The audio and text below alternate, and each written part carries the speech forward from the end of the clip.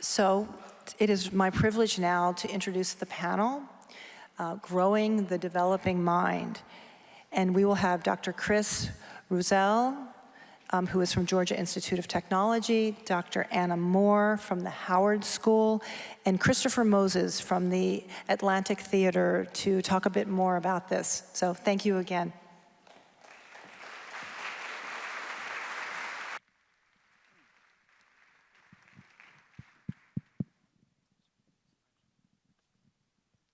Hello. Hi, I'm Chris Moses. I have the pleasure of being the Jennings Hertz Artistic Director at the Alliance Theater, and I am just elated to get to talk to these two colleagues of mine. And I just have to say, looking out here, I got to see so many of these people coming in really knocked out by the depth of curiosity and the brain trust in this audience gathered here. So congrats, Hala and Sarah, for convening such an amazing group of people here for this conversation. I was thinking about this, you know, I could not have concocted a more perfect set of partners when we started dreaming up what we could do at the Neuro Arts initiative here at the Alliance Theater. So, but before we jump into neuro arts and your background in the arts, I just want folks to know a little bit about what you do in your day job. So we'll start with you, Anna. For those folks who may not know all of the amazing things happening at the Howard School, can you briefly tell folks what you do there? Absolutely. So I serve as head of school at the Howard School, which is not far from here. So I just want to say quickly, if you've not visited our campus, please come. You have a standing invitation. Just call, and it would be my honor to show you around. The Howard School is, in fact, one of the oldest schools in the nation, was the first in the Southeast, and is the only school in the city of Atlanta serving children in grades K through 12 with language-based learning disabilities. So we have just about 300 students, all of whom learn differently, and all of whom arrived to our campus after some pretty tough journeys in traditional school settings. And Chris, can you tell folks about the new institute you've just launched? Yeah, thanks. It's such a privilege to be here with you all. So I'm on the faculty at Georgia Tech. I'm a neuroscientist and a neuroengineer there. And one of the things that Chris is alluding to is we just launched a new research institute there, the Institute for Neuroscience, Neurotechnology, and Society. So one of the things that I love about Georgia Tech, many institutions will say that they want collaborative and interdisciplinary research. But Georgia Tech really invests in that by investing in structures that lower the barriers to that. So this institute is one of 11 interdisciplinary research institutes that we have on campus. These are not academic departments. We don't grant degrees. The only function of the institute is to bring together researchers from different disciplines to hit that liminal space between disciplines where the magic can really happen.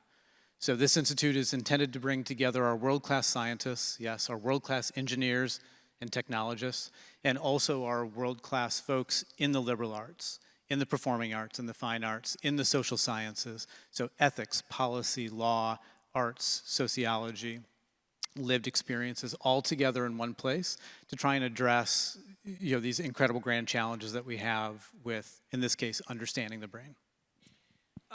Thank you both. And Chris, you're a celebrated neuroscientist, humble. He's literally jumping on a plane to Lisbon to go speak after this conference. But I'd love, what was your major in undergrad? Yeah, so I went to college, first generation to go to college, grew up in pretty deep poverty. The arts were always a refuge for me growing up, but needed to be very oriented practically. I majored in engineering. I didn't have any idea what that was, but people told me I should be an engineer, so I checked that box. And got to campus, kept doing arts-related things, and people eventually pointed me to a music technology program that existed that I didn't know was a thing, and said, well, you should look at this. And for one reason or another, I've always been wired to be drawn to finding these places where different disciplines intersect. And so I made a decision. It seemed reckless at the time, but in hindsight has served me well, of auditioning for the music school. So I ended up doing a dual degree between computer engineering and music when it was at the University of Michigan in Ann Arbor. The interesting thing about that was my gateway drug to wanting to study the brain, right? Thinking about sensory perception, and to Susan's comment, I thought I was going to be a sensory neuroscientist, and I spent the first part of my career doing that. I thought, well, I'm not going to be a neuroscientist in a conventional sense because I hadn't had a biology class since the 9th grade. So I thought, I'm going to go in through the back door, I'm going to be an engineer and try and study the brain through that lens. Again, seemed reckless, but turned out to be a fruitful decision. So I began my own research career as a sensory neuroscientist, trying to understand how we hear things and find them beautiful, how we see things and find them beautiful. And eventually was led to the second chapter of my career where I study psychiatric disorders, which was an unexpected twist and turn for me, but I found kind of the different parts of my life converging on that.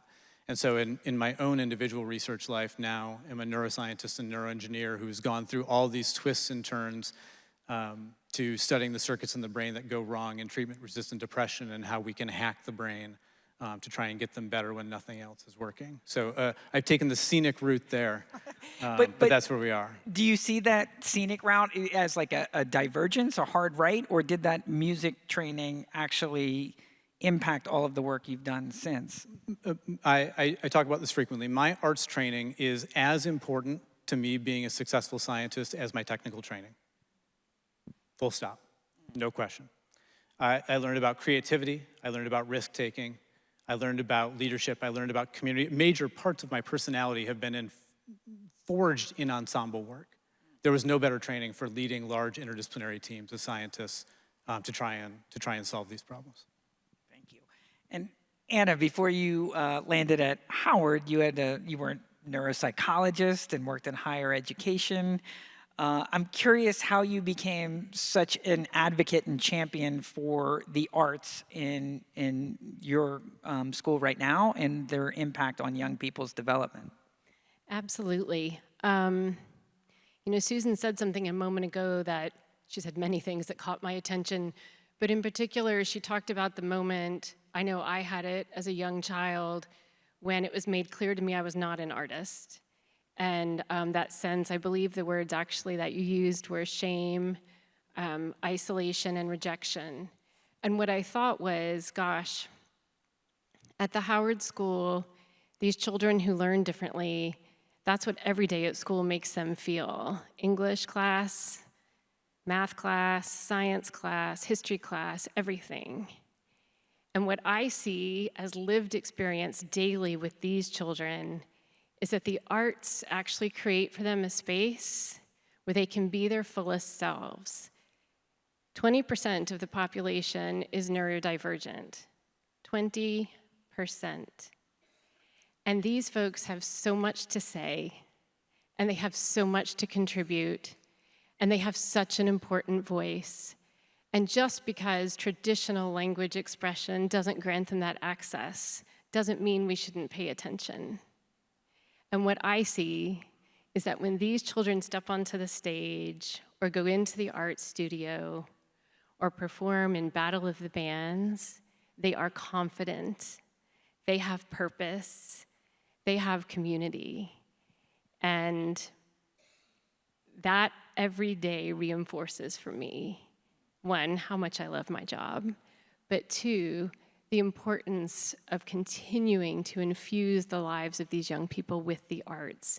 It unlocks everything else. And by the way, as you just heard, the science then tells us they now go back into a traditional classroom with more confidence and more capacity. Creativity empowers cognition.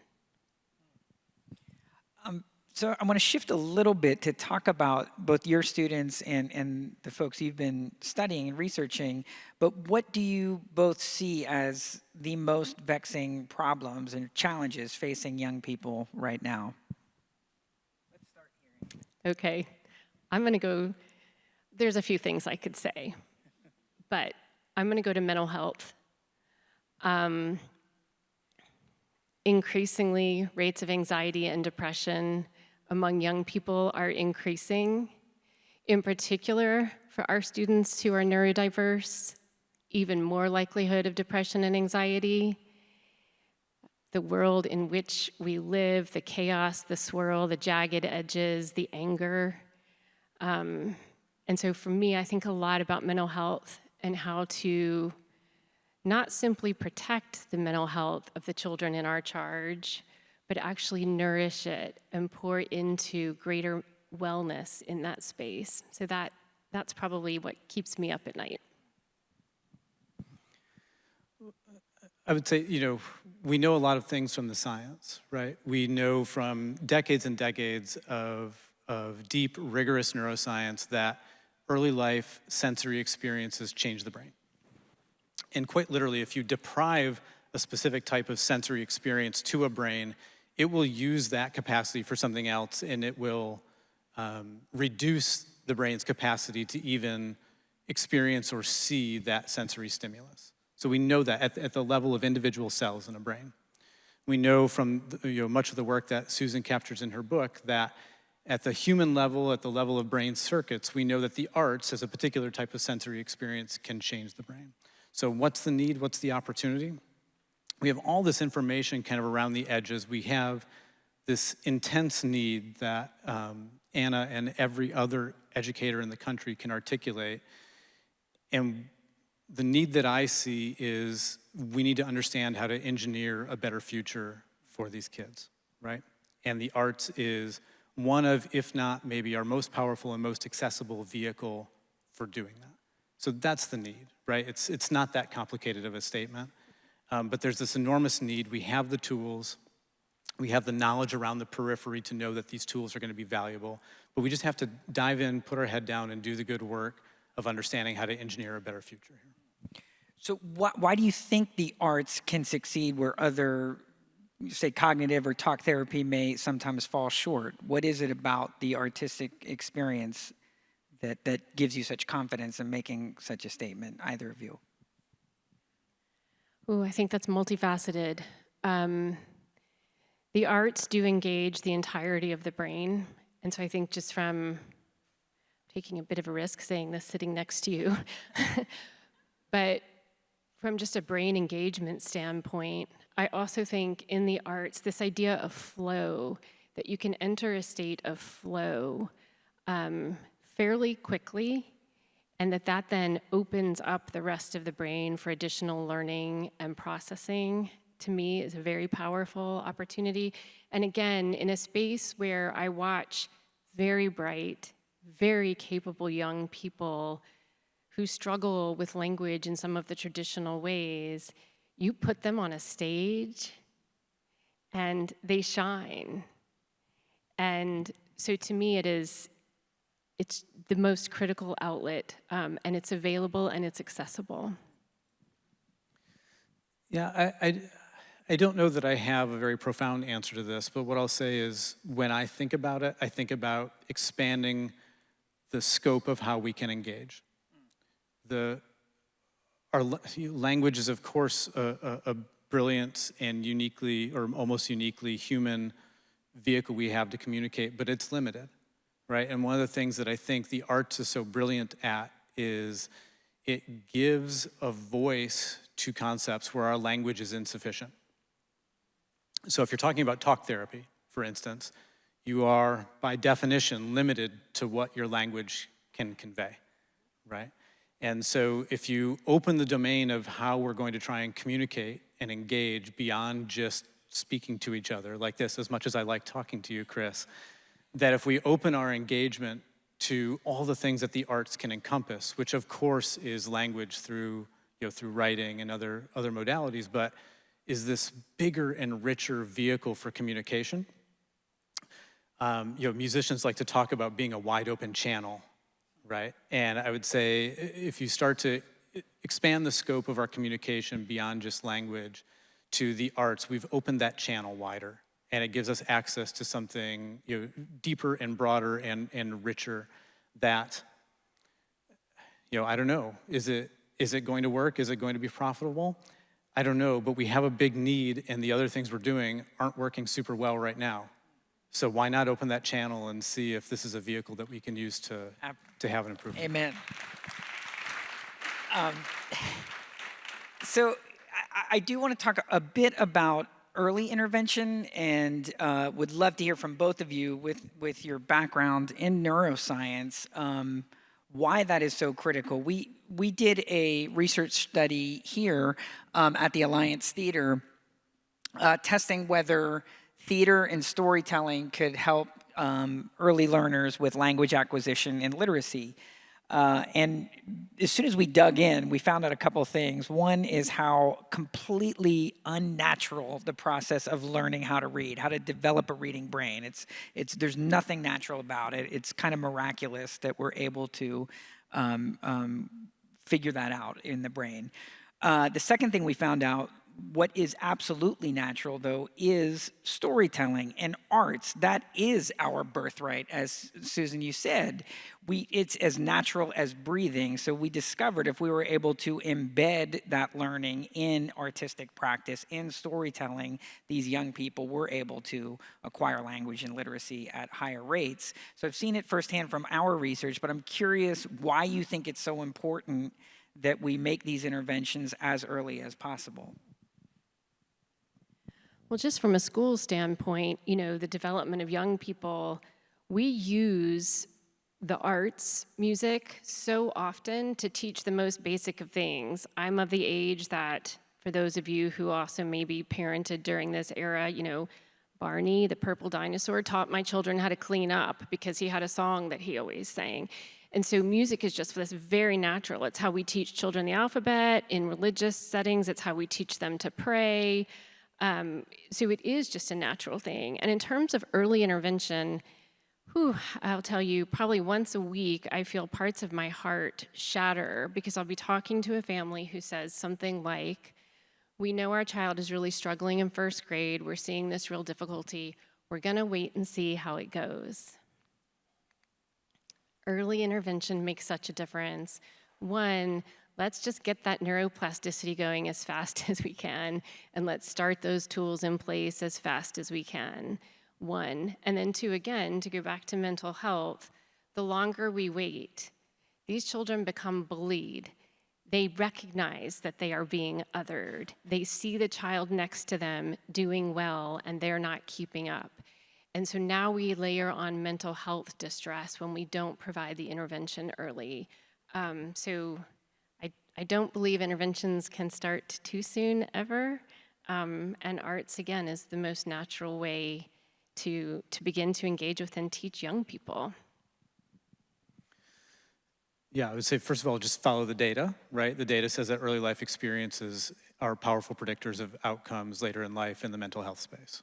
So, I mean, even if there's no other answer beyond it, I think the data supports that early life experiences have impact later in life, right? So we should be trying to intervene and support early life experiences.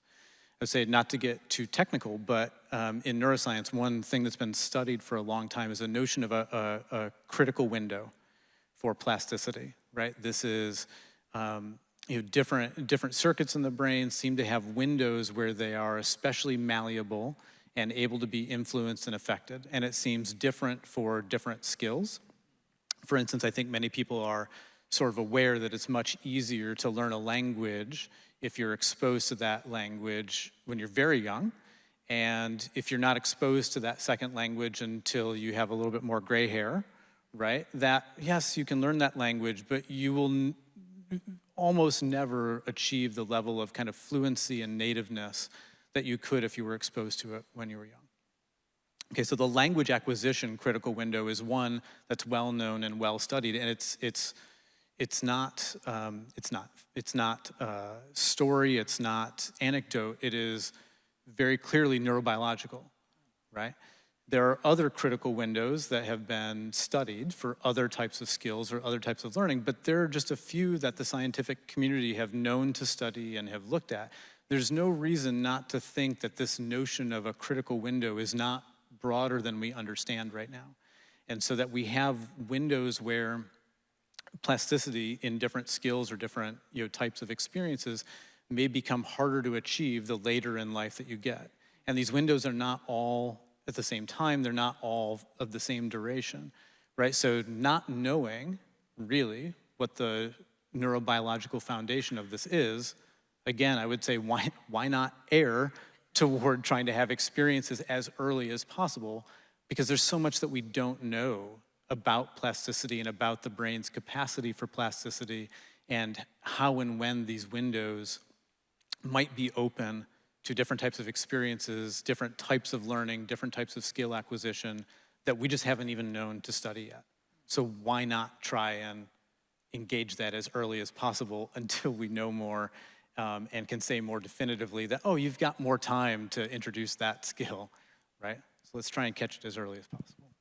Thank you. I love that. And I'm proud here at the Woodruff Art Center that the High Museum, the Atlanta Symphony Orchestra, and the Alliance Theater all produce and create experiences for 0 to 5-year-olds. So it really is starting at the beginning because we asked that same question, why not start early? Good on you guys. Yeah. So I'd love to hear, you are all very steeped in the research that is available. We've all read Susan's book. Where do you think there are gaps of research? And where do you think we are uniquely prepared to fill some of those gaps? The neurodivergent brain. It's interesting. I spent my early career, I laughingly say, in the ivory tower where I did academic medicine and research. And I loved it.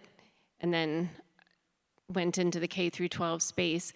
But one of the things that happens most often in that research, and you see this in science in general, but to have your control groups, you have to have clear exclusion and inclusion criteria.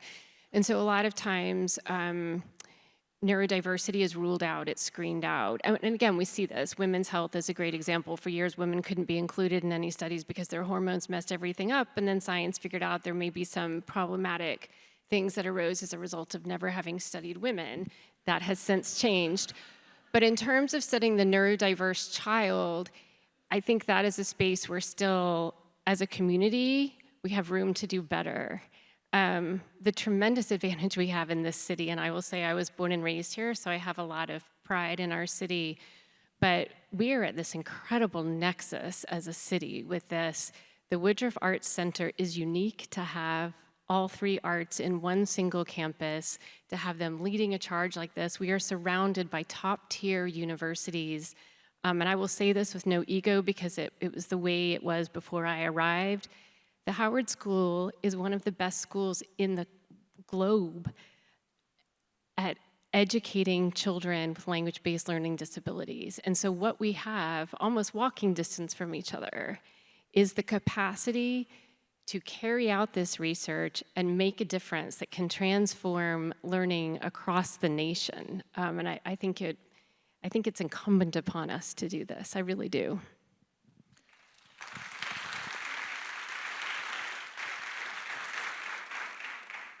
Yeah, we've been in a really rich and engaging conversation about what can happen here between the Woodruff Arts Center, the Howard School, and Georgia Tech among many higher education partners. And we've been talking about potential arts-based interventions with the Howard School students, looking to see whether arts-based interventions can help with ADHD and anxiety. And Georgia Tech's role in this would be to bring technical expertise and scientific expertise to try and measure those, to take, again, what people have said we know implicitly and try and make kind of rigorous science out of it. So why is it the right time and place to do that? I mean, you just mentioned a few things, right? Honestly, I don't mean to be too flip about it, but it's almost like an obvious answer to me. Right? We have the Woodruff Center, we have the Howard School. I'll just speak about Georgia Tech, but again, all of the higher educational institutions in Atlanta. Georgia Tech, for its part, is, of course, I think everyone's aware, the just top shelf technical talent, right? Top 5 in every engineering discipline, top flight scientists. There aren't that many places that can really be top tier in engineering and neuroscience. There are a handful, but we have the capacity to build that and do that here at Georgia Tech.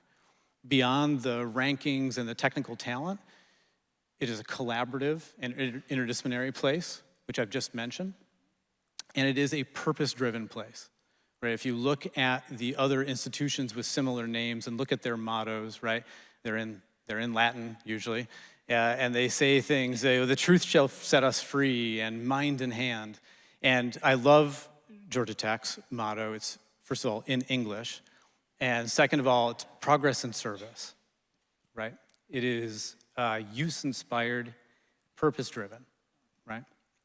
Bringing those things together, right, where that is in our DNA, and we have partners like this to work with, in a city with such a rich and diverse population, and also the home of the civil rights movement, which I think is an important part of this conversation about kind of accessibility and the importance of social change.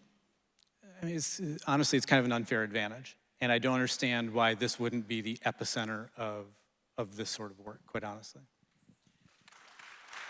Thank you.